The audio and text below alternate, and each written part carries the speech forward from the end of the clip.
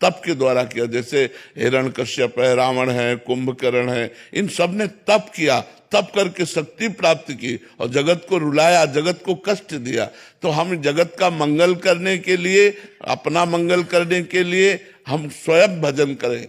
स्वयं भजन जब तक नहीं होगा तब तक बात नहीं बनेगी।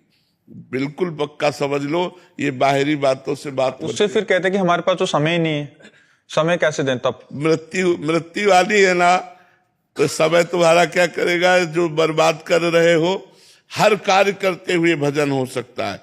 लोग बेईमानी की बात करते हैं, नहीं तो हम कह रहे हर समय कार्य में मगन नहीं रहते। जिस समय कार्य से हटे राधा राधा राधा राधा, भगवान नाम लिया, राम राम राम राम राम राम। और जब हम कार्य कर रहे हैं तो पूरा एकाग्रता से कार्य कर रहे हैं। 2 घंटे 3 घंटे में जब बीच में समय मिला, एक बार राधा बोल दिया और फिर वो 4 घंटे 3 घंटे का काम कृष्णार्पणम मस्तु। देखो आपका कितना मंगल होता है। हमारी बात मान लो, आपका मंगल होना प्रारंभ हो जाएगा।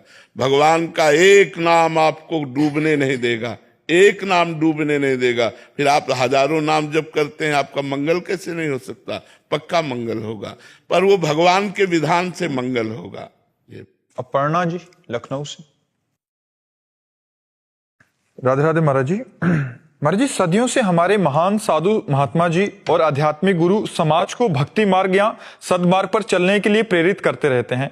तब भी महाराज जी उतनी तादाद में और उतनी तन्मयता से अधिक लोग इस मार्ग पर आगे नहीं बढ़ पाते महाराज जी, कि अपनी जान तक निछावर कर दें। पर महाराज जी कह रहे हैं कि बहुत सारे ऐसे संगठन हैं जिसपे प्राण निछावर करने तक कि मतलब किसी दूसरे को हानि पहुंचाने के लिए भी लोग तत्पर हो जाते हैं। महाराज जी ऐसे में 3 गुण माया के हैं, एक सतोगुण है, एक रजोगुण, एक तमोगुण। तो जैसे आतंकवाद आदि है, ये तमोगुणी आसुरी प्रवृत्ति है। तो इस प्रवृत्ति, कोई भी प्रवृत्ति हो, उस प्रवृत्ति में सफलता समर्पण से ही प्राप्त होती है। जब तक हम समर्पण उसको नहीं करते तब तक सफलता प्राप्त नहीं होती, चाहे जो प्रवृत्ति हो। तो जब वो विरोधी भाव में आकर के, क्योंकि तमोगुण का कार्य है द्वेष भाव, अज्ञान, आलस्य, प्रमाद, हिंसा, तो जब वो हिंसा प्रवृत्ति में उतरते हैं तो आत्मसमर्पण कर देते हैं हिंसा को, और अपने शरीर को भी नष्ट करके वो हजारों को नष्ट करने की कोशिश करते हैं। ऐसे ही सतोगुण में है, वो सत को, सत्स्वरूप परमात्मा को आत्मसमर्पण करके अपने को मिटा के हजारों का कल्याण कर देते हैं। अपने को तपा के, अपने को कष्ट दे के लाखों का कल्याण कर देते हैं। ऐसे रजोगुण में है, रजोगुण में है कि अपनी वासनाओं की पूर्ति के लिए वो दूसरे को मिटा देते हैं। तो वो रजोगुण काम, तमोगुण हिंसा, सतोगुण सतभाव, भगवत भाव। तो अलग अलग भाव में अलग अलग भाव के हैं, और भगवान का ये बगीचा है, कभी एक भाव नहीं रह सकता, ये ध्यान रखना। कभी एक भाव नहीं रह सकता, क्योंकि रचना है भगवान की। अगर 10 अच्छे आदमी हैं तो 100 बुरे आदमी हैं। बुराई अपना बल अधिक रखती है, बुराई में ज्यादा प्रियता है। अच्छाई की तरफ चलना बहुत कठिन है। सत्य बोलने वाले एक हैं, 1000 असत्य बोलने वाले मिलेंगे। सत्य बोलने वाला एक मिलेगा तो 1000 असत्य बोलने वाले मिलेंगे। परोपकार करने वाले एक होंगे तो दूसरों को छीन झपट करने वाले सैकड़ों मिलेंगे। ये माया का खेल है, ये बराबर चलता रहा। भगवान के अवतार के समय भी चलता रहा, अवतार के बाद भी चलता रहा। तो जब भगवान ने पूरी सृष्टि को एक भाव में किए, तो हम लोग तो उनके दास हैं। जो भी संत हैं सब उनके चरणों के दास हैं। एक भाव नहीं रह सकता। माया के द्वारा त्रिगुण भाव है, तो तीनों में विविध भावों की रचना है। विविध खेल माया के होते रहेंगे। अलग अलग मति है, अलग अलग पसंद है, अलग अलग आत्मसमर्पण है। जो जहां रुचिकर लगा वही आत्मसमर्पण कर दिया। अमिता जी फर्रुखाबाद से। राधे राधे महाराज जी। महाराज जी, भगवान में बहुत बड़ा विश्वास है, पूजा पाठ भी बहुत करती हूँ, परंतु फिर भी जीवन में शांति नहीं मिल रही महाराज जी। बुरे परंतु शब्द ने बता दिया कि आपका बहुत बड़ा विश्वास नहीं है। आपने केवल वाणी से बोल दिया बहुत बड़ा विश्वास है। अगर विश्वास केवल, बहुत बड़ा तो बड़ी बात हो गई, विश्वास केवल है तो शांति ही शांति है, चाहे कुछ भी हो जाए। अशांति नहीं हो सकती, हर कष्ट है, लेकिन शांति भंग थोड़ी हो गई है। मृत्यु नजदीक है, कभी कोई भी डायलिसिस, आखिरी डायलिसिस हो सकता है। सारा खून 74 बार मशीन में जाकर फिल्टर होकर आता है, तब 24 घंटे जीने लायक रहते हैं। तो शांति भंग थोड़ी हो गई। चाहे जितना कष्ट आवे, शांति थोड़ी भंग हो जाएगी, शांति तो बनी ही रहेगी। क्यों? क्योंकि हम भगवान के आश्रित है, हमें भरोसा है उसका हर विधान मंगलमय होता है। हमें भरोसा है शरीर छूटने के बाद भगवत प्राप्ति होगी। हमें भरोसा है कि प्रभु के द्वारा किया हुआ कोई भी कार्य ऐसा नहीं जो अमंगल कर सके। इसलिए हम शांत हैं, हमारा हृदय प्रसन्न है। जोई जोई प्यारो करे सोई मोहि भावे, वो अच्छा लगता है जो प्यारा करता है। अभी भगवान पर दृढ़ भरोसा, जो आपने कहा बहुत बड़ा भरोसा है, ये बहुत बड़ा शब्द हो गया। देखो प्रहलाद जी क्या अशांत हुए, क्या आग में झोंके गए, जहर पिलाया गया, क्या क्या कष्ट दिया गया, वही प्रसन्न मुद्रा। क्यों? क्योंकि भगवान पर भरोसा है। मेरा हरि है 1000 हाथ वाला, वो रखवाला है, वो जब रक्षा कर रहा है तो मेरा अमंगल कैसे हो सकता है? तो दृढ़ विश्वास है, इसलिए अमंगल नहीं हो पाया। हिरण्यकश्यप को मारा, नरसिंह वपु धारण करके भगवान ने उसके वरदानों को सबको रौंद डाला और फाड़ के फेंक दिया उसको। और प्रहलाद जी के खरोच भी नहीं आई, और कितना उपाय कर डाला हिरण्यकश्यप ने। विश्वास बहुत बड़ी चीज है। अभी विश्वास और बढ़ाइए, विश्वास दृढ़ कीजिए। अगर भगवान पर विश्वास है तो इस बात को हम नहीं मान सकते कि आपको अशांति है। भगवान शांताकारम है, वो शांति प्रदान करते हैं। भगवान पर दृढ़ विश्वास हो जाना बहुत बड़ी बात होती है। संजीव कुमार जी हिसार से। राधे राधे महाराज जी। महाराज जी, राधा कृष्ण प्रेम में ममत्व और समर्पण में क्या अंतर है? साधक कैसे दोनों को संतुलित करे महाराज जी? ये कह रहे हैं राधा कृष्ण प्रेम में ममत्व और समर्पण में क्या अंतर है? उनमें अपनापन हो जाना और समर्पण में क्या? हाँ, कोई अंतर नहीं है। जब हम भगवान की शरण में होते हैं, इसका क्रम है, जब हम भगवान की शरण में होते हैं तो सर्वत्र से ममता हटाकर भगवान के श्री चरणों में रखते हैं। और जब सब जगह से ममता हटकर, अर्थात वैराग्यवान होकर प्रभु के चरणों में ममता रखने का तात्पर्य आसक्तिवान, जब प्रिया प्रीतम में आसक्ति हो जाती है तो वही प्रेम रूप में बदल जाता है। तो प्रधानता तो शरणागति से ही है, समर्पण से ही है। क्योंकि प्रेम लक्षणा भक्ति नवधा भक्ति के बाद प्रकट होती है। तो नवधा भक्ति जो है श्रवणम, कीर्तनम, स्मरणम, विष्णुर पाद सेवनम, अर्चनम, वंदनम, दास्यम, सख्य और आत्मसमर्पणम। आत्मसमर्पणम के बाद ही प्रेम लक्षणा भक्ति का प्रादुर्भाव होता है। पाई रस भक्ति गूढ़ जुग जुग जग, दुर्लभ भव इंद्रादि विधिम, आगम अरु निगम पुराण अगोचर, सहज माधुरी रूप निधिम, अनभय आनंद कंद निज संपत्ति, गुप्त सुरीति प्रगट करणम, जय जग उद्योत व्यास कुल दीपक, श्री हरिवंश चरण शरण। जब तक नवधा भक्ति नहीं की जाएगी तब तक प्रेम लक्षणा का प्रादुर्भाव नहीं होता। 8 भक्ति से 9वीं भक्ति आत्मसमर्पण होती है, और आत्मसमर्पण से प्रेम रस की प्राप्ति होती है। जो प्रेम रस ब्रह्मा और इंद्र के लिए भी दुर्लभ है, वो आचार्य हरिवंश महाप्रभु की कृपा से जीव के हृदय में प्रादुर्भाव हो जाता है जब वो नवधा भक्ति करता है आचार्य गुरु की शरण में होकर के। एक ही बात है, शरणागति से ही पूर्ण ममत्व, प्रिया प्रीतम में पूर्ण ममत्व का स्वरूप पूर्ण आसक्ति और प्रेम, वही आसक्ति वही प्रेम हो जाता है। करण जी कोलकाता से। श्री हरिवंश गुरुदेव। श्री हरिवंश महाराज जी। महाराज जी, आपने एक एकांतिक सत्संग में बताया था कि जैसा बनना चाहते हो वैसे सोचो, जैसा सोचोगे वैसा बन जाओगे। महाराज जी कृपया इस पर थोड़ा सा समझाने का। हाँ, जैसे हमें भगवत प्राप्ति करनी है तब हमको भगवत प्राप्ति के सारे साधन चाहिए, वो साधन हमें करना है। हमारी सोच हुई ना भगवत प्राप्ति, तो वैसे साधन, अब हम वैसे साधन शुरू कर दिए तो हमारी वैसी सोच हो जाएगी। जैसी सोच होगी वैसा साधन होंगे, जैसे साधना होगी वैसे सोच होगी। अगर हम भोगों की साधना करेंगे तो हमारी सोच भोगों वाली होगी। अगर हमारे लक्ष्य भोग है तो हमारी साधना भोगों वाली हो जाएगी।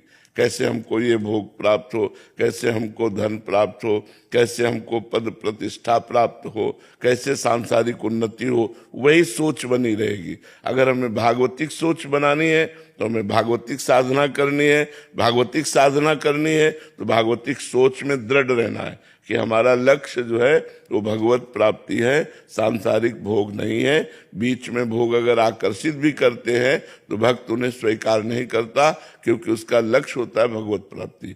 तो हमारी सोच पक्की होनी चाहिए। जो हम सोचेंगे वही हम बनेंगे, जो हमें बनना है वही हमें सोचना है। बात समझ में आ रही? महाराज जी, परमार्थिक साधक के लिए तो ये समझ आ रही है। क्या इस संसार में भी जैसे हम कुछ बड़ा अधिकारी बनना चाहते हैं तो वैसा सोच रख लें? सोच मात्र से नहीं बनेगा, वहां नहीं बनेगा ये बात? नहीं। इसमें तो सोच मात्र से बन जाओगे सबसे बड़े अधिकारी, भगवान के दास। लेकिन आप प्रधानमंत्री बनना चाहते हो तो तुम्हारे लिए पूर्व का प्रारब्ध भी होना चाहिए, पूर्व की तपस्या और पुण्य होना चाहिए, और इतनी योग्यता होनी चाहिए। लेकिन भगवान का दास बनने के लिए सबका अधिकार है। सब जीव भगवान का अंश है, वो भगवान का दास बन सकता है, वो भगवत प्राप्ति कर सकता है। कोई भी स्त्री हो, पुरुष हो, वो कोई किसी भी जाति का हो, किसी भी देश का हो, किसी भी धर्म का हो, यदि वो भगवत प्राप्ति करना चाहता है तो उसका अधिकार है। लेकिन लौकिक, अब आप कलेक्टर बनना चाहो, डीएम बनना चाहो, तो उसके लिए योग्यता चाहिए आपकी, और पूर्व में आपका तप चाहिए। नहीं, योग्यता होने पर भी नहीं मिलेगा। आपका पूर्व का पुण्य होना चाहिए, पूर्व प्रारब्ध होना चाहिए, तब इसके अनुसार होगा। लौकिक उन्नति प्रारब्ध और आपकी सफलता प्रयत्न पर है। जो प्रारब्ध है वही सफलता प्रदान करेगा, वही प्रयत्न करवाएगा। अगर प्रयत्न शिथिल है, प्रारब्ध जोर है तो हो जाएगा। अगर प्रारब्ध कमजोर है, प्रयत्न बहुत जोर का है, तो भी नहीं होगा। उसमें प्रारब्ध प्रधान होता है और इसमें पुरुषार्थ प्रधान होता है। भगवत प्राप्ति में प्रारब्ध काम नहीं करता, इसमें पुरुषार्थ काम करता है। जितने जोर की तपस्या, जितना जोर का भजन, जितनी जोर की व्याकुलता, उतनी जल्दी भगवत प्राप्ति। तो गुरुदेव भगवान, अभी जितने भी प्रयास होते हैं वो अधिकतर मतलब जो सोच रहती है वो सांसारिक वस्तुओं को भी पाने की रहती है। तो क्या प्रयत्न करें जिससे भगवतिक वस्तुओं में नाम जप, यही नाम जप अधिक बढ़ाते चले जाओ। इस संसार से वैराग्य और स्वरूप का बोध और भगवान के चरणों में प्रेम, ये तीनों, मतलब संसार से वैराग्य, स्वरूप का ज्ञान और भगवान से प्रेम। वैराग्य, ज्ञान और प्रेम प्रतिक्षण बढ़ता जाता है जितना अधिक नाम जप करते हो आप। सुशीला देवी जी बिहार से। राधे राधे महाराज जी। महाराज जी, आपने एकांतिक वार्तालाप और सत्संग का निचोड़ दिया है कि भगवान के जो भी आपको नाम पसंद है उसका जाप करो। महाराज जी, मैं पूछना चाहती हूँ कि क्या महत अपराधों का भी सर्वनाश नाम जप कर देता है? कुछ ऐसे अपराध हैं जिनका प्रायश्चित करना पड़ता है। जैसे किसी संत का आपके द्वारा द्रोह हो गया है तो आपको उसी संत से क्षमा याचना करनी पड़ेगी, नहीं चाहे जितना जप कर लो। एक तो जप होगा ही नहीं क्योंकि अपराध बन चुका है, और चाहे जितना जप कर लो वो क्षमा नहीं होगा जब तक उस संत से आप क्षमा नहीं मांगोगे। ये मतलब पक्की बात समझ लीजिए। जब बड़े बड़े सिद्धों के द्वारा अगर ऐसी त्रुटि हो गई तो उनके भजन में विक्षेप पड़ गया। एक बार हरिराम व्यास जी महाराज सत्संग कर रहे थे तो उसी चर्चा में कहा कि कबीरदास जी तो निर्गुणिया संत हैं, वो वृंदावन के रास विलास नित्य विहार का, ऐसा तो एक अपमान होता है ना संत का। बस उनकी जो अध्यात्म लीला थी वो बंद हो गई, अब वो व्याकुल हो गए। न भजन, न प्रभु का रूप चिंतन, न प्रभु की लीला चिंतन, तो बड़ी व्याकुलता पैदा हुई। तो अपने गुरुदेव हरिवंश महाप्रभु के समीप गए और कहा हमारा भजन रुक गया, हमारा जो लीला चिंतन था वो रुक गया, पता नहीं क्या हो गया, और बहुत रोने लगे। तो उन्होंने कहा किसी महापुरुष का अपराध बन गया। देखो कितना सूक्ष्म होता है अपराध। उन्होंने निंदा नहीं की, बस केवल इतना कहा कि वो तो निर्गुणिया संत है, वो वृंदावन के इस प्रेम रस के रास विलास को ऐसा महाप्रभु ने कहा किसी महापुरुष का अपराध बन गया।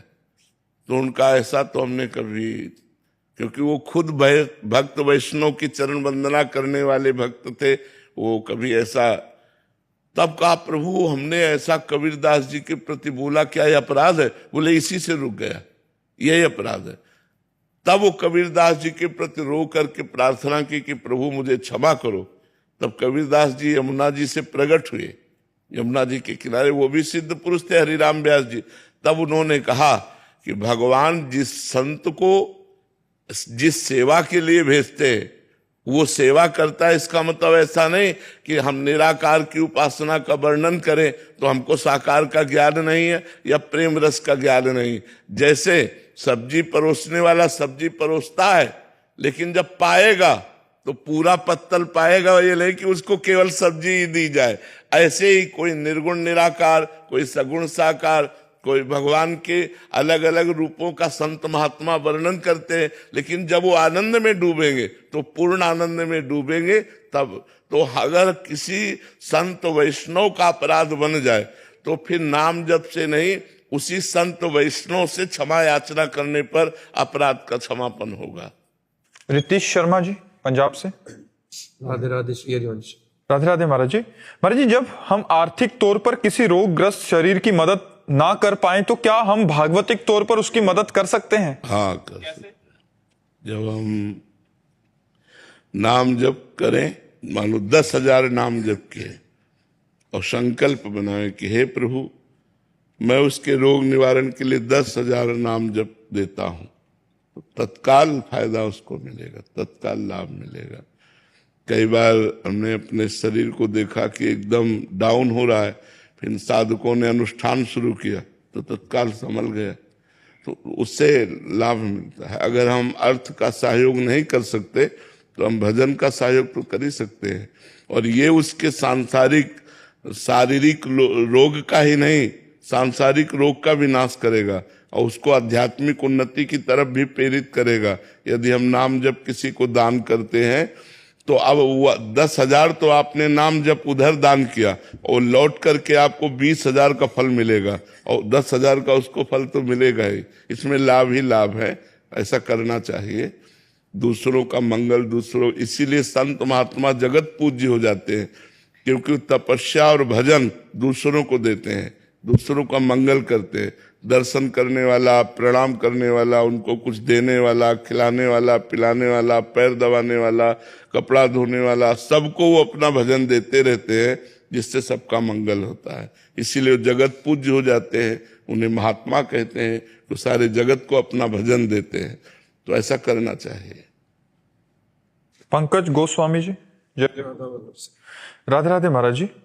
महाराज जी, ये शरीर एक दिन नष्ट हो जाएगा, इस शरीर के जितने भी सगे संबंधी हैं, जैसे माता पिता, पुत्री, पत्नी, इनसे मोह भाव कैसे हटाएं जिससे जब भी इनके शरीर नष्ट हो तो हमें मानसिक पीड़ा? ये अभी ज्ञान नहीं है, जिस दिन ज्ञान हो जाएगा तो अपने आप सबसे हट जाएगा। केवल इतने तो ज्ञान जरूरी है कि शरीर नष्ट हो जाएगा। इसी बात ने तो हमको घर से बाबा जी बना दिया था।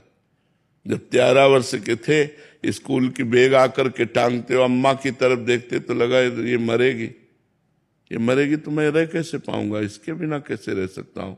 पिता ये भी मरेंगे। जो भी परिवार के सदस्य जब देखते तो लगता है मरेंगे, फिर हमारा है कौन, हमारा कौन ऐसा प्यारा है जिससे हम प्यार करें और सदा हमारे पास रह सके। तो निर्णय निकला श्री भगवान। तो बचपन से ही इसीलिए भाग पड़े कि कोई प्यारा है नहीं, जितने प्यारे हैं ये सब झूठे हैं, आज नहीं तो कल चले जाएंगे। तो सच्चा प्यार तो भगवान से है। तो अभी ये बात आप वाणी से कह रहे हैं, हृदय से नहीं बैठी। जिस दिन हृदय में बैठ जाएगी ना कि यार मरना है, उस दिन तुम महात्मा बन जाओगे। तुम्हारा हृदय हर समय भगवान के चरणों में लिपट जाएगा कि यार मरना, यहाँ सब झूठा, सब छूट जाएगा। मकान, धन, संपत्ति, पद, प्रतिष्ठा, रिश्ते, नाते, संबंध सब छूट जाएंगे, और ये शरीर भी छूट जाएगा। फिर प्यार हम किससे करें? भगवान से। तो हमारा मन भगवान के चरणों की तरफ दौड़ पड़ेगा, भगवान के चरणों में लौट जाएगा कि प्रभु त्राहिमाम, अब मुझे स्वीकार कर लो, मुझे इस झूठे संसार से मतलब, अपने आप मोह नष्ट हो जाएगा। इतनी बात आ तो जाए, एक आदमी शराब पी रहा था, वहां से एक संत निकले मस्ती से, मतवाले गजराज की तरह भगवदानंद में छके हुए थे। तो मस्त थे ही अपनी मस्ती में। उन्होंने ऐसे देखा और उन्होंने कहा 7 दिन में मर जाएगा। उसको एक बात पर विश्वास था कि संत कभी झूठ नहीं बोलते। शराब ऐसे रख दी, चरणों में गिरा, बोले महाराज क्या कहा? बोले 7 दिन में मर जाएगा। उसके हक से हो गया। और वो संत तो चले गए, एकदम 7 दिन में मर जाओ, भूल गया पैक लगाना। जब यार मरी जाना है तो भगवान का नाम जप करे ना। और एकांत में बैठ गया, गोविंद गोविंद गोविंद गोविंद। 1 दिन कटा, गोविंद गोविंद गोविंद गोविंद गोविंद। 2 दिन कटा। अब पत्नी परिवार उसे भोजन के लिए पूछे, प्यार से बात करने के लिए, गोविंद गोविंद गोविंद गोविंद गोविंद गोविंद गोविंद गोविंद। 6 दिन व्यतीत हुए, गोविंद गोविंद गोविंद गोविंद। 7वां दिन आया और बस आंसू चल रहे हैं, हे भगवान गोविंद गोविंद गोविंद गोविंद।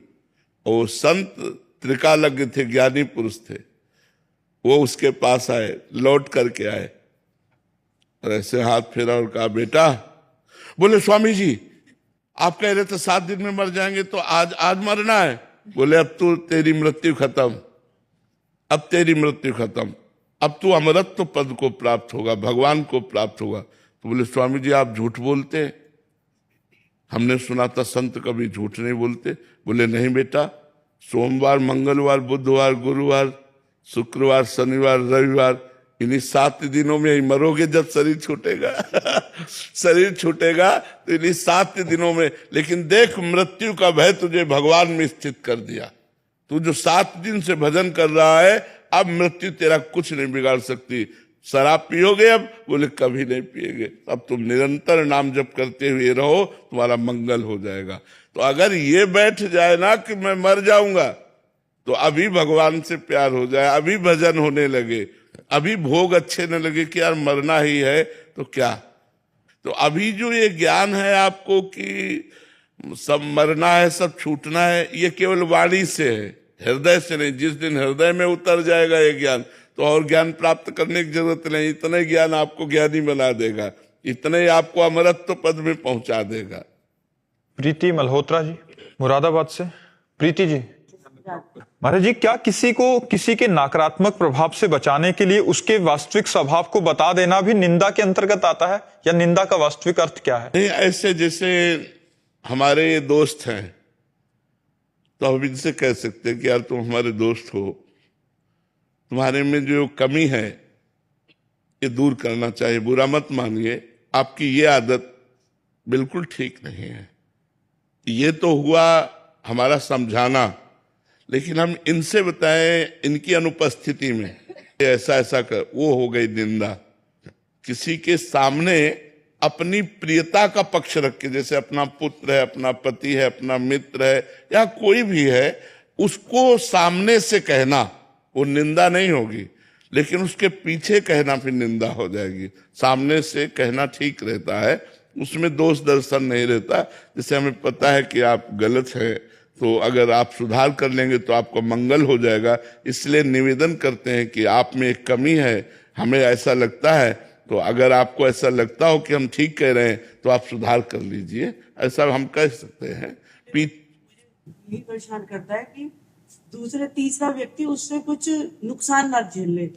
इनका कहने का मतलब है कि जैसे ये हमारे मित्र हैं और इनसे इनको नुकसान होने वाला है, तो हम बोलते हैं कि उसका संग मत करो, या मतलब ठीक आदमी नहीं है, क्योंकि ये हमारे प्रिय हैं।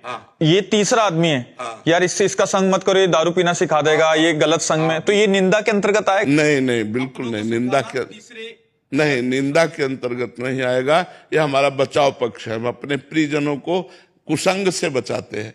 कुसंग का त्याग करवाना है तो सत्संगियों का कार्य ही है। जाके प्रिय न राम वैदेही तजिए ताहि कोटि बैरी सम यद्यपि परम स्नेही।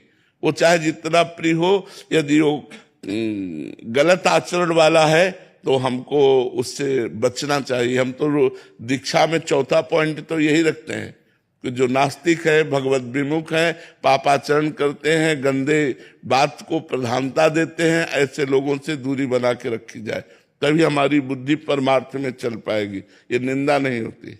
और महाराज जी अगर उसको बचाने का पक्ष नहीं है इनको, बट अंदर वेग आ रहा है कि उसने मेरे साथ ठीक नहीं किया, वो निंदा हो जाएगी, वो निंदा हो जाएगी। जो रस लेकर के दूसरे के दोषों का वर्णन किया जाता है और निंदा होता है, और जो दुखी होकर के अपने को प्रियजनों को बचाने के लिए बात की जाती है वो निंदा नहीं होता, वो दोषों से बचाने के, कुसंग से बचाने की बात होती है। और महाराज जी जैसे आपने बोला कि दूसरे को समझाने के लिए कि तुम ऐसा मत करो, ये तुम्हारे लिए ठीक नहीं है, अगर सामने वाला ही उसके सामने बोल दो और हमें पता है कि वो आदमी बुरा मान जाएगा और हमारी हानि कर सकता है, नहीं तो वैसे बोलना भी चुप हो जाना है। हाँ, नहीं बोलना चाहिए, फिर नहीं बोलना चाहिए। शिक्षा भी उसी को दी जाती है जो हमारी बात का आदर करे। अगर वो अनादर करता है तो हम शिक्षा भी नहीं देंगे। एक बार हम देख लेंगे कि इसका स्वभाव ऐसा नहीं, फिर हम उससे बात नहीं करेंगे और हम खुद उससे दूरी बना लेंगे कि अब आपको भुगतना है, भोगो आप अपना, हम अपने धीरे से दूरी बना लेंगे। अरिहंत जी, राधे राधे। राधे राधे महाराज जी। महाराज जी जन कल्याण का भाव मन में बार बार उठता है, तो महाराज जी इसके लायक कैसे बने? और साथ साथ बड़े बड़े विचार आते हैं मन में, क्या मैं ठीक गलत है, गलत है। लोगों को लगेगा कि जन कल्याण की बात ये गलत कहते हैं। सब भगवान के स्वरूप है, जान लो, तभी जन कल्याण होता है। जो जन कल्याण अपना कल्याण किया नहीं और जन कल्याण में लग जाते हैं, उनमें व्यभिचार दोष आ जाता है, दूसरे के धन हड़पने के दोष आ जाते हैं, बड़ा अहंकार मान प्रतिष्ठा आ जाती है। ये दोष नहीं, पहले अपना कल्याण करो, अपना कल्याण करो। जब पुष्प में पराग आ जाता है तो भंवरों को लाभ अपने आप मिलने लगता है, और खाली पुष्प कागज का बना करके बनावटी पुष्प से भंवरों की तृप्ति नहीं होती। तो समाज का कल्याण तभी होता है जब पहले हम अपना कल्याण कर लें। काम विजयी, क्रोध विजयी, लोभ विजयी, मोह विजयी, अहंकार विजयी, भगवान में तन्मय। अब जो बोलोगे सो तुम्हारा मंगल करने वाली वाणी जन कल्याण करेगी। तो जन कल्याण के लिए पहले अपना कल्याण करो, पहले अपने कल्याण के चक्कर में पड़ना चाहिए। स्वयं माया मुक्त हो तब तो दूसरों को माया मुक्त कर सकते हो। जब स्वयं माया में बंधे हो तो दूसरों को माया मुक्त कैसे कर सकते हो? समझ पा रहे हो? पहले अपने कल्याण की सोचो। आपका कल्याण हो गया तो सब भगवत स्वरूप है, सबका मंगल हो जाएगा। वास्तव में कल्याण शब्द का शब्दार्थ क्या है महाराज जी? समस्त विकारों से मुक्त होना, जितने दोष है इन दोषों से मुक्त होना, आवागमन रूपी महान दोष से भी मुक्त हो जाना। पुनरपि जननम पुनरपि मरणम पुनरपि जननी जठरे शयनम, इस दोष से भी मुक्त हो जाना परम कल्याण है। तो जब तक हमारे अंदर भगवत प्राप्ति नहीं है और हमारे अंदर निर्दोषता नहीं है, हमारे अंदर साधुता नहीं है, तो हमारे प्रवचनों का कोई प्रभाव नहीं पड़ेगा। कल्याण तभी हो सकता है जब स्वयं का कल्याण कर चुका है, स्वयं भजन में डूबा हुआ है, स्वयं सत्य मार्ग में चल रहा है, तब उसकी वाणी का प्रभाव पड़ता है। ऐसे प्रभाव नहीं पड़ता। दूर दूर तक उसकी वाणी लोगों के दोषों का अपहरण करके मंगल कर देगी। जन कल्याण तभी होता पहले अपना कल्याण कर ले, पहले अपना मंगल कर ले, पहले अपने को एक विजयी पद पर बैठा ले, तब दूसरों का मंगल कर सकता है। नहीं तो भ्रष्ट होने में देर नहीं लगती। जहां कोई प्रचार के लिए निकला ना तो माया भेज देती है अपने पार्षदों को और वो सब भ्रष्ट हो जाता है। कोई प्रचार विचार नहीं होता, कोई मंगल नहीं होता। या तो अवतारी पुरुष से प्रचार होता है या सिद्ध पुरुष से प्रचार होता है। ऐसे जन कल्याण नहीं होता। और अगर संत की वाणी तुम्हारे कान में पड़ी तो भूत की तरह तुम्हारे अंदर लग जाएगी और तुम्हें सुधार के छोड़ेगी, पक्का सुधार के छोड़ेगी। संत वाणी का चमत्कार ऐसा होता है कि लाखों लोगों का परिवर्तन होके रहेगा। ऐसे नहीं हो सकता कि वो व्यर्थ में प्रवचन चला जाए। जब तक स्वयं में परिवर्तन नहीं तब तक नहीं। तो जन कल्याण तभी कर सकते हो जब स्वयं आप अपना कल्याण कर लें, पहले अपना मंगल कर लें, तब तो कर सकते हैं दूसरों का मंगल। पुनीता जी, राधे राधे महाराज जी। गुरुदेव भगवान, मेरे से कोई अपराध बन गया है, पता नहीं क्या हो गया है कि भक्ति बढ़ी नहीं रही आगे। जो पहले रोमांच होता था कथा सुन के, आजकल वो बिल्कुल महाराज जी अपराध क्षमा कैसे हो महाराज जी? यदि जानकारी में अपराध है तो आप प्रार्थना कीजिए जिस संत से, जिस वैष्णव से, जहां अपराध बना हो। यदि जानकारी में नहीं है तो भगवान से प्रार्थना कीजिए। और दूसरी बात एक आपको बता दें, प्रारंभिक भक्ति में भगवान की कृपा से आनंद आता है, और जब हम आगे भक्ति में चलते हैं तो हमको अधिक भजन करना पड़ेगा, तब आनंद की अनुभूति होगी।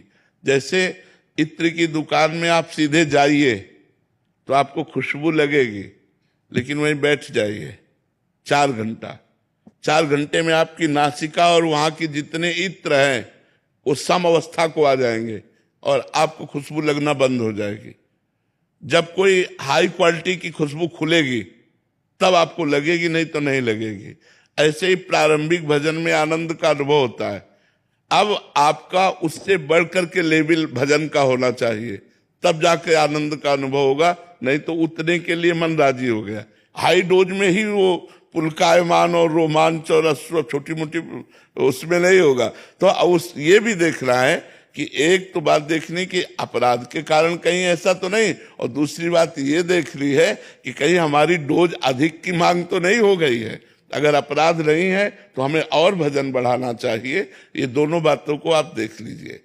देखो, भक्ति का जो मार्ग है वो अहंकार रहित मार्ग है, इसलिए हम इतनी ऊंचाई पर चढ़ गए ऐसा कभी अनुभव नहीं होता। इतनी हमारी लेवल ऊंची हो गई ऐसा कभी अनुभव नहीं होता। मतलब जैसे एक बढ़िया लिफ्ट हो तो चलने में तो लगा एकदम, लेकिन जब बीच के फ्लोरों को क्रॉस कर रही होती है, अगर नंबर ना लिखे हो तो अपने को पता नहीं चलेगा, पता चलेगा कि चल रही कि नहीं चल रही, और पता चला कि हम उस फ्लोर में पहुंच चुके हैं जिसमें हमें निकलना है। ऐसे भक्ति का मार्ग है, लिफ्ट जैसा मार्ग है कि चलने में तो लगता है रोमांच और आनंद एकदम, और जब चल पड़े तब ऐसा एकदम शून्य, एकदम मन खिन्न, कुछ अच्छा नहीं लग रहा। रात दिन भजन हो रहा, फिर भी भजन की पूर्ति हमारा बढ़ता चला जा रहा है। जो हमारी आंतरिक आध्यात्मिक उन्नति होती चली जा रही, और वो गिड़गिड़ा रहा है, वो रो रहा है कि हमसे भजन नहीं बन रहा, हमसे। वो अहंकार रहित होकर, दैन्य होकर वो भगवान के द्वार तक पहुंच जाता है, उसे पता ही नहीं चलता है। तो ये भी बात समझ लो, जरूरी नहीं कि रोमांच होना, आंसू आना ही भक्ति का लक्षण है। नहीं, भक्ति का एक और विशेष लक्षण है, जैसे कोई दिल को मसला करे, ऐसी एक मीठी मीठी पीड़ा और भगवान का स्मरण, बार बार भगवान की स्मृति में डूब रहा है। अब अंदर की पीड़ा को कौन जाने, केवल भगवान ही जानते हैं ना। मीरा जी कहती मेरा हृदय जानता है, बाहर से कुछ नहीं, न एक बूंद आंसू, न एक रोमांच, बाहर से कोई लक्षण नहीं। वो अंदर खाए जा रहा है भगवान का विरह। कब मिलेंगे, आज का भी दिन गया, आज की भी रात गई, वो भजन नहीं हो पा रहा, किसके पास जाऊं, क्या करूं, कौन मुझे प्रभु से मिला दे। वो अंदर अंदर चल रहा है, बाहर से शांत बैठा है, अंदर से आग लगी हुई है, बाहर से शांत बैठा है। बाहर से कछु दिखत नहीं, अंदर चमके नूर। आपो त्याग जगत में बैठे नहीं किसी से काम, उनमें तो कुछ अंतर नहीं, संत कहो चाहे राम, वो भगवत स्वरूप हो जाते। तो हमारा लक्ष्य भजन होना चाहिए, रोमांच और अश्रुपात की तरफ नहीं जाना चाहिए कि वो रोमांच हो, अश्रुपात हो। प्रारंभ में भगवान की कृपा से नए नए जब आते, देखो पहली बार वृंदावन आओ आपको कैसा लगेगा, पहली बार जब वृंदावन आओ और फिर यहीं रह जाओ फिर कैसा लगेगा, कुछ दिनों में सम हो जाएगा। अब यहां भावुकता वाली बात हो तो आपको आनंद आएगा, नहीं तो एक जैसे गांव में रह रहे हो ऐसा लगने लगेगा, क्योंकि हृदय सम हो गया। अब उसको और पावर चाहिए आनंद का। तो ऐसे ही बढ़ता बढ़ता आनंद का स्वरूप वो भगवान को समा लेता है, वो आनंद समुद्र भगवान का अवगाहन कर लेता है, ये क्षमता बढ़ जाती है। इसलिए नाम जप करो। अगर हाँ कोई अपराध बन गया तो क्षमा याचना करो, नहीं तो भजन में अगर रति है तो कोई अपराध नहीं बना, अगर भजन में विघ्न है तब तो अपराध बन गया, फिर देख लीजिए। गुरुदेव भगवान, मन बहुत विचलित करता है। जिन क्रियाओं से हम बचना चाहते हैं वो गृहस्थ जीवन में उन क्रियाओं में उतरना ही पड़ता है, चिंतन बिगड़ जाता है। महाराज जी बचने का प्रयास भी बहुत करते हैं, बट ऐसा कोई बल नहीं है जो हम बच पाए। महाराज जी ऐसे में मतलब भगवान का बल, मेरे बल श्री वृंदावन रानी, जब हम भगवान का बल रख लेते हैं तो सब ठीक हो जाता है। आप अंदर से हार जाइए। सुनेरी मैंने निर्बल के बल राम। निर्बल का बल कौन? भगवान। अभी कोई अहंकार है, अभी कोई बल है, इसलिए काम क्रोध आदि परास्त करते हैं। जब आप निर्बल हो जाओगे और भगवान को पुकारोगे, उसी समय आप वास्तविक बलवान हो जाओगे। आपको कोई परास्त नहीं कर सकता। जिसका भगवान सहायक होता है उसका कोई बाल बांका भी नहीं कर सकता। चाहे काम हो, चाहे क्रोध हो, चाहे लोभ हो, चाहे अहंकार हो, चाहे कोई भी हो। जब तक हम में कुछ है तब तक बात है, और जब कुछ नहीं और हार कर भगवान को पुकारेंगे तो उसी समय हमें भगवान का बल मिलेगा और हमारा जीवन उन्नतिशील हो जाएगा। तो जब हम देख पा रहे हैं अपने को कि हम नहीं जीत पा रहे, माया पर विजय प्राप्त नहीं कर पा रहे, तो हमें ईमानदारी से भगवान की शरण में चले जाना चाहिए हृदय से कि भगवान अब ये दोष हमसे छूटने वाले नहीं, अब आप ही छुटा दीजिए। और हृदय से बार बार प्रार्थना कीजिए, फिर आप देखेंगे भगवान का चमत्कार कैसे आपको सुधार देता है, कैसे बना देता है। भगवान का कृपा प्रसाद आपको निर्विकार, गृहस्थी में रहते हुए भी निर्विकार मन ही नहीं चलेगा, इच्छा ही नहीं होगी किसी भोगों की। भगवान की कृपा में बहुत बड़ी ताकत है। भगवान से प्रार्थना कीजिए और नाम जप कीजिए, दोनों साथ। नाम जप माने पुकारना होता है, राधा राधा राधा। मानो हम राधा रानी को पुकार रहे हैं, प्यारी जी को पुकार रहे हैं, प्रिया जी को पुकार रहे हैं। तो जिसका नाम पुकारा जाता है वो जरूर हमारी तरफ देखता है, और जिस दिन वो हमारी तरफ देख ले हम निहाल हो जाएंगे। इसलिए हमें नाम जप करना चाहिए और प्रार्थना करनी चाहिए। श्री हरिवंश महाराज जी। महाराज जी, श्री जी कृपा से हम दोनों पति पत्नी भगवत मार्ग के पथिक हैं, फिर भी महाराज जी मन बार बार संसार के मोह में भागता है। हम एक और उनकी ओर जुड़ना चाहते हैं और दूसरी ओर संसार छूटता नहीं है। महाराज जी, ऐसे में कैसे दोनों का समावेश? एक बार भगवत ऋषिक जी महाराज बड़े सिद्ध संत हुए, अपने गुरुदेव से जाके कहा कि प्रभु ये काम सताता है, ये कब नष्ट होगा? और ये बहुत ऊंचे तक रहता है काम। काम ही बंधन है। काम का मतलब केवल एक इंद्रिय विलासिता नहीं है। हर कामना का नाम काम है। कोई भी कामना, तो कामना का नाम ही काम है। तो उन्होंने कहा एक करवा ले आओ, वो रखा है तो करवा ले आए। बोले देखो इसमें कहीं तेल तो नहीं दिखाई देता? बोले नहीं। बोले इसमें कुछ समय पहले तेल भरा गया था और हमने बहुत बार इसको धोया है, देखो कहीं तेल नहीं दिखाई देता। और जहां पानी भरा तो उसमें दिखाई देने लगा। फिर उस करवा को उठाया और रोटी जहां बनी थी उस आग में रख दिया, और थोड़ी देर के बाद निकाला, फिर पानी भरा, फिर तेल नहीं आया। तो बोले जब तक तपाया नहीं जाएगा, तप नहीं होगा, तब तक देखो इसमें तेल जैसे उछल आया, ऐसे ही हृदय में काम उत्पन्न हो जाता है। जब तपस्या के द्वारा वासना को भस्म कर दिया जाता है तब काम नहीं उत्पन्न होता। तो नाम जप करो, थोड़ा भोजन करो, भगवान के चरित्र सुनो, सत्संग सुनो, और दूरी बना के रखो संसार से। तो धीरे धीरे धीरे धीरे मन वो वैराग्यवान होकर, जो जलन होती भजन करने से, वही तप है, उसे सह जाओ चुपचाप। उसको सह गए तो सब विकार नष्ट हो जाएंगे। पर ये आज नहीं नष्ट हो जाएंगे, समय लगेगा, लंबा समय लगेगा। ऐसा हम सोचो साल 2 साल माला घुमा लिया तो हम काम विजयी हम काम विजयी हो जाएंगे। तो भगवान की धीरे धीरे जब कृपा होती है तब इनका समन होता है। नहीं ये छोटे मोटे शत्रु नहीं है कि साल 2 साल माला घुमाई बोले काम विजयी हो गए, क्रोध विजयी हो गए। बहुत एक कठिन विषय है, बहुत कठिन विषय है। राधे राधे महाराज जी। महाराज जी, आप अपने सत्संग में कहते हैं कि झूठ बोलने वाला व्यक्ति कभी सुख ही नहीं रह सकता, लेकिन मैं जिंदगी में हमेशा सच के रास्ते पर चली हूं, हमेशा ईमानदारी से नौकरी की, फिर भी मेरे ऑफिस में कर्मचारियों द्वारा मुझे तिरस्कार या झूठे आरोप लगाए जाते हैं। इससे क्या फर्क पड़ता है?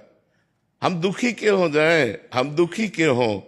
अगर कोई हमारा अपमान करता है तो हमें ये देखना है कि इसमें हमारी गलती तो नहीं है। यदि हमारी गलती नहीं है तो हम उसे स्वीकार नहीं करते, मुस्कुरा के चल देते।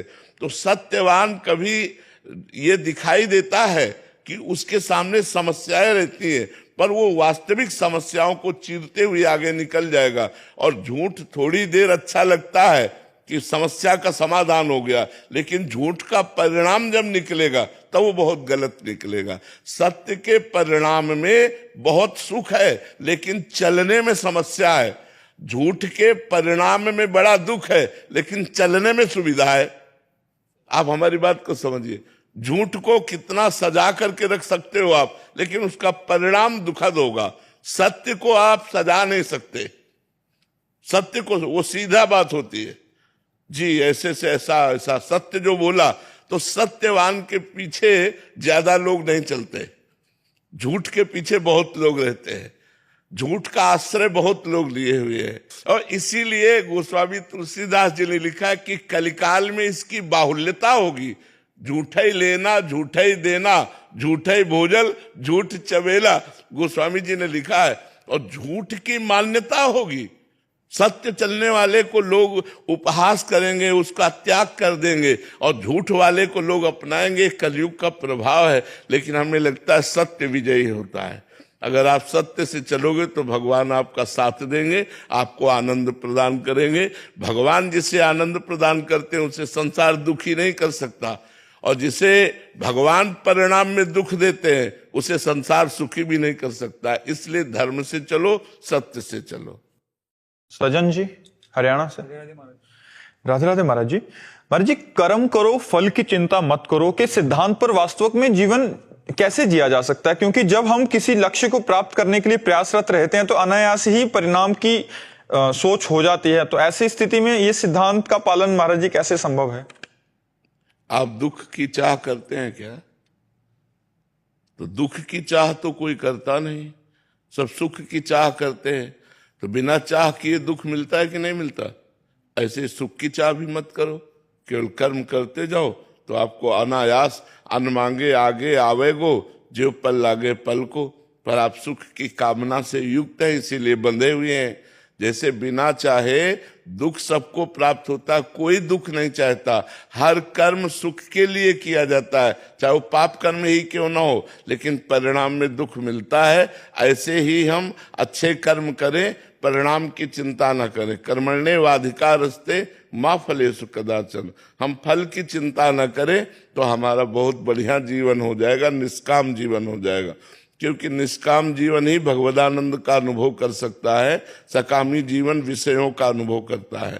इसलिए निष्काम होने के लिए भगवान कहते हैं कि तुम कर्म करो, फल की इच्छा मत रखो। लेकिन संसारी आदमी पहले फल की इच्छा रखता है और फिर कर्म करने की, कि ऐसा ऐसा करूंगा तो इसमें इतना लाभ हो जाएगा और ऐसे से ऐसा फिर हो जाएगा। और जब वो कर्म करता है और उतना लाभ नहीं होता है तो वो दुख का भाजन बन जाता है, वो दुख का कारण बन जाता है। दुख सुख हमारी मान्यता है।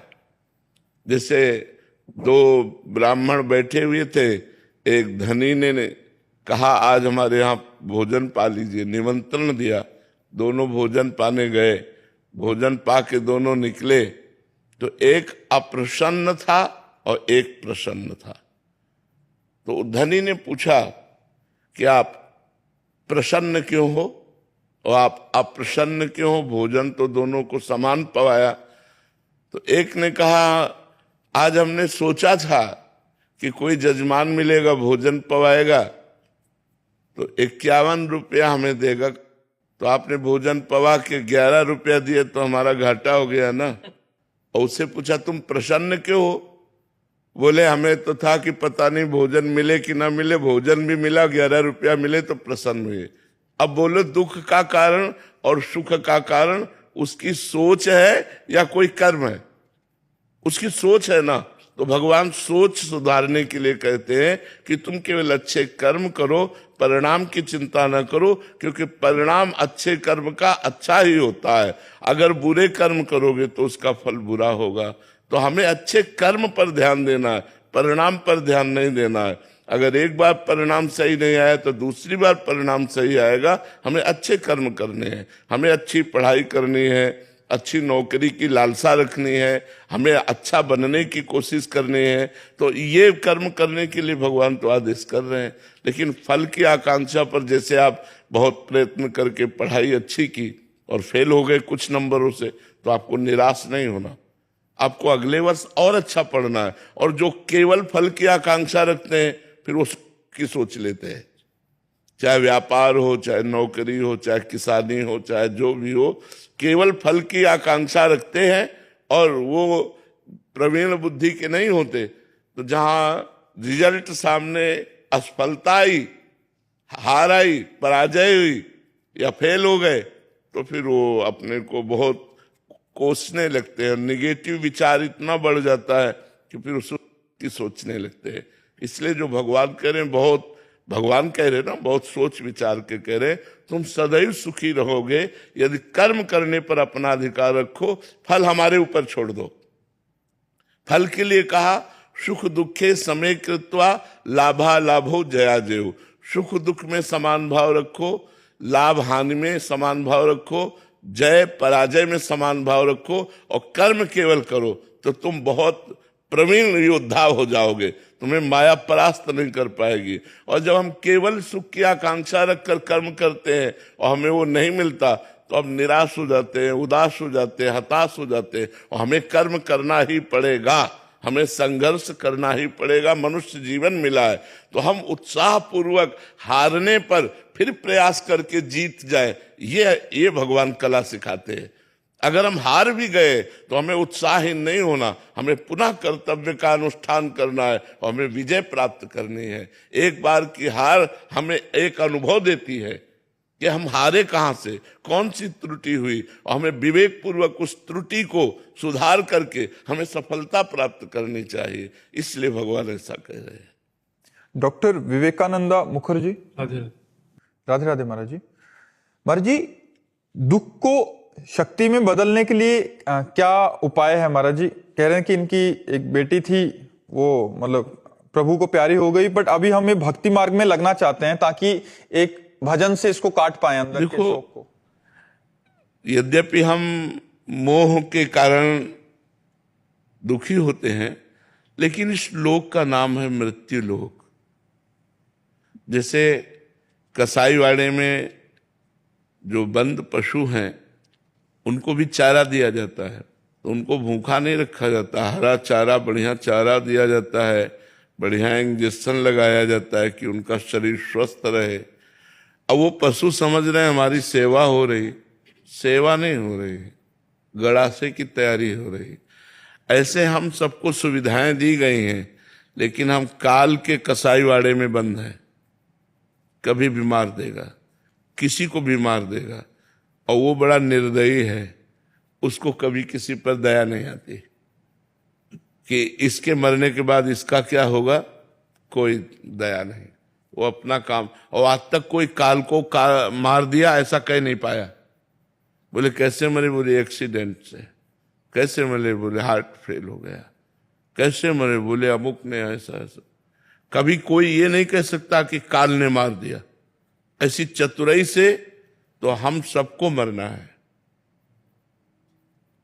अब ये है कि हम लोग बड़ी भूल में फंसे हुए हैं। अभी होश में हो जाओ तो कुछ अच्छाई कर सकते हो, अगर होश में नहीं हुए तो बहुत बुराई लेकर के जाओगे, फिर अन्य योनियों में भोगना पड़ेगा। जो हमें ये रोना आता है ना, वो केवल मोह के कारण रोना आता है। जैसे आपने अपनी बेटी मानी ना, तो केवल शरीर तक, इसके बाद अगर वो बेटी आ जाए बात करे ना आपसे, तो आपका मोह नष्ट हो जाएगा। एक बार भागवत की कथा है, राजा चित्रकेतु थे। ऐसा उसमें लिखा हुआ है कि उनके 1 करोड़ रानियां थी। जो ब्याह करते संतान ही नहीं होती तो 1 करोड़ रानियां थी। पहले बहुत वर्षों तक जिया भी जाता था, 10,000 वर्ष ऐसे भी, तो किसी के भी संतान नहीं थी। बहुत व्याकुल थे वो कि इतना बड़ा राज वैभव और इतनी रानियां और एक भी संतान नहीं। तो एक दिन देवर्षि नारद जी और अंगिरा जी उनको समझाने के लिए आए। तो उनका मुझे ज्ञान उपदेश नहीं, पुत्र चाहिए। पुत्र की प्राप्ति की कामना ने इतना व्यथित कर दिया था कि ऐसे सिद्ध महापुरुषों को उन्होंने कहा मुझे ज्ञान नहीं, भक्ति का उपदेश नहीं, मुझे पुत्र चाहिए। जब बहुत हट किया तो सामर्थ्यशाली महात्मा थे, उन्होंने कहा जाओ पुत्र होगा पर हर्ष और शोक दोनों प्राप्त होंगे। वो आखिरी बात पर ध्यान नहीं दे पाए, पुत्र होगा इस पर ध्यान दिए, आखिरी बात पर ध्यान नहीं दिए कि हर्ष और शोक दोनों को प्राप्त हो गए। बड़ी रानी कृतद्युति उनका नाम था, वो गर्भवती हो गई। अब तो बड़ा आनंद, समय आने पर पुत्र हुआ, क्या कहना है, खूब मंगल गान बधाइयां, खूब धन संपत्ति लुटाई गई, बड़ा आनंद। अब तो राजा रोज कृतद्युति के महल में जाते। अन्य रानियों को जलन पैदा हो गई कि जब से ये संतान हुई कृतद्युति के, तब से महाराज हम लोगों की तरफ तो देखते भी नहीं, वहीं महल में पहुंच जाते हैं। धीरे धीरे विरोध करने वाला पक्ष जोरदार हो गया रानियों का, और कहा हम सबके बीच में कांटा यही लड़का ही तो है, अगर राजकुमार को जहर दे दिया जाए वो मर जाए तो महाराज फिर हम लोगों को प्यार करने लगेंगे। काल की प्रेरणा हुई और उन्होंने धायमा को अपने वश में किया और कहा कृतद्युति के महल में जाकर सोते हुए राजकुमार को ये जहर पिला दो। पिला दिया, वो सदा सदा के लिए सो गया। कृतद्युति आई, उसको गोद में उठाया, देखा पूरा शरीर नीला, राजवैद्यों से जांच कराई गई तो पता चला वो तो मर चुका है। अरे राजा की जो हालत, सोचो चक्रवर्ती सम्राट और एक पुत्र हुआ इतने दिनों बाद, और वो भी अब हाहाकार मच गया। महाराज पछाड़ खाते हुए गए, बस उसके चरण पकड़कर बार बार रोते कि बेटा तुम्हें दया नहीं आई, मुझको इस तरह दुखी देख करके तुम सुखी हो रहे होगे, बेटा कहाँ हो, बड़ा विलाप। उसी समय देवर्षि नारद जी अंगिरा जी फिर आ गए, क्योंकि जो धर्मात्मा पुरुष होता है तो उसे महात्माओं का संयोग प्राप्त होता है। देवर्षि नारद जी अंगिरा जी ने कहा देखो मैं समझाने तुम्हें पहले ही आया था कि पुत्र में सुख नहीं है, सुख श्री भगवान में है। तो उनका महाराज जैसे आपने कृपा करके हमको पुत्र दिया, एक बार उसे बुला दो, एक बार मैं बात कर लूं, आप सामर्थ्यशाली महात्मा हो तो उनका बुला देता हूं। आकर्षण किया तो सामने उपस्थित हो गया, लेकिन शरीर तो जल चुका था। तो उनका पुत्र आ चुका है, तुम बात कर सकते हो। तो उनका बेटा मैं तुम्हारे बिना बहुत, वो जहर से दग्ध सा हो गया था पूरा शरीर, मैं तुम्हारे बिना बहुत व्याकुल हूं बेटा। अरे उनका कैसी बात करता है तू, कितनी बार मैं तेरा बाप बना, कितनी बार तू मेरी पत्नी बना, कितनी बार क्या क्या बना, ये सब संसार का रिश्ता है, मेरा तेरा कोई रिश्ता नहीं। तो उनका मैं जिसके लिए रो रहा हूं ये वो है। बोले ये वही है, केवल शरीर में आने पर आसक्ति होती है, शरीर से अलग हो जाने पर अगर आप अपनी बेटी वाले जीवात्मा से मिले ना तो अभी दिमाग तुम्हारा ठीक हो जाए। पर अपना लगता है अपनी बेटी, चूंकि शरीर का राग, और वो तभी तक प्यार करती जब तक शरीर में, और शरीर से अलग हुई तो उसका स्वरूप जो होता है वो अलग हो जाता है। तो हमें लगता है हमें अपने मोह को कंट्रोल करने के लिए भगवान से प्रार्थना करनी चाहिए और नाम जप करना चाहिए। जी जब जप करते हैं इष्ट चिंता में उसी का मुंह आ जाता है, तो उसी में भगवान की भावना करके प्रणाम करो, हम जो कह रहे हैं वही करो। जहां उसका चेहरा सामने आवे तो भगवान का प्रणाम करो कि भगवान सारी सृष्टि के रूप में आप ही हो, तो मेरी बेटी के रूप में भी आप ही तो थे। तो आपको देखो शांति मिलनी प्रारंभ हो जाएगी। माया ममता का नाश होते ही निर्मल ज्ञान की प्राप्ति हो जाती है। ये सारा खेल बस माया ममता का ही नाश करने के लिए है। कितने अद्भुत महापुरुष रहे, देखो धर्म के लिए बलिदान स्वीकार कर लिया, और सामर्थ्य कितनी, ऐसे सामर्थ्यवान महापुरुष। और मतलब हृदय नोचता है जब इन महापुरुषों के चरित्रों को पढ़ो ना, कि भगवान आपकी बड़ी विचित्र लीला है, बड़ी विचित्र लीला है। जैसे गुरु अर्जन देव जी, तेग बहादुर सिंह, इन्होंने अपने जीवन को बलिदान कर दिया धर्म के लिए। गुरु गोविंद सिंह, दोनों लाडले राजकुमार, ये सब बहुत श्री हरि वंश स्वरूप है, श्री हरिदास उदार। जय जय बातें महलन की, वरने नित्य विहार। बेटी श्री वृषभानु की, मेरे जीवन प्राण। शपथ करूं वन भूमि की, और गति नहीं आट। जे जे राधा नाम को, भजत जगत में जाना। तेरे सब हमरे सदा, हैंगे जीवन प्राण। हैंगे जीवन प्राण। बहुत सुंदर, बहुत।